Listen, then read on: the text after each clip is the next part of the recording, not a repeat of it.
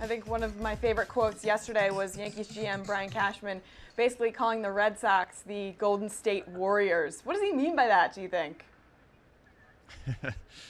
I don't know. I think that means they're going to blow a 3-1 lead to the Indians. Oh, I think that's how it goes. But snap.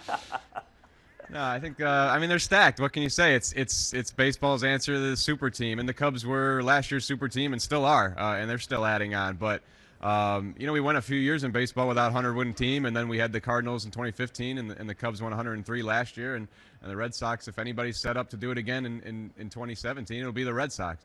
It's funny, you look at Fangraphs has their projections, which update as things go along, and last I looked yesterday, Red Sox were projected to be 11 games better than every other team in the AL East. Now, things will change, and other teams in that division will add on, but just kind of speaks to how good that roster looks, and that's with David Ortiz subtracted and not yet accounted for, if they fill that spot. So, Dombrowski, he was very aggressive yesterday, made 3 significant moves in the bullpen, in the rotation, and in the lineup with Mitch Moreland.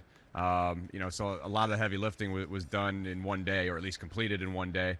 And, I get that comment on Cashman's part. And we know how baseball works. Teams win the winter and lose the season. We see that all the time. But the beauty of the Red Sox is a lot of young talent in that lineup that is maturing. And we saw that last year, and we'll probably could see, continued growth from Xander Bogaerts and Mookie Betts, maybe Jackie Bradley Jr. next year.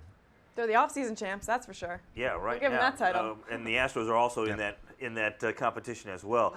But getting back to the pitching staffs, Anthony, we've seen in recent years. For example, the Tigers recently assembled Verlander and Scherzer and Porcello and Price. Yeah. They had those guys there together. We saw the Philadelphia Phillies not too long ago have their big 4, big 5 guys going, and they didn't win. Neither team won the World Series. So why will it work for the Boston Red Sox? I can't promise you it will work for the Boston Red Sox. This rotation is great. We know that. But we see how things unravel a little bit. I mean, David Price is coming off a non-David Price type year. He had some peripheral numbers that were strong, but obviously it wasn't the year they expected when they gave him the largest pitching contract in history. So there's certainly room for improvement from him. Sale's had an incredible career, but there are issues with Chris Sale that people have worried about throughout his career, and from the time he was drafted and signed by the White Sox. His mechanical delivery, just his slight size, his skinny frame.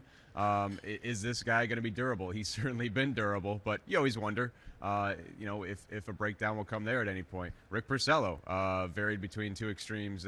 His first half of 2015 was really rough and rounded things out in the second half, and of course had a Cy Young season. But so what I'm saying is there's tremendous amount of track record here, but just like anything in baseball, you can't really project or expect. You just kind of hope for the best, and what they've done is they've aligned themselves with the first line of defense that is as strong as any other rotation in baseball.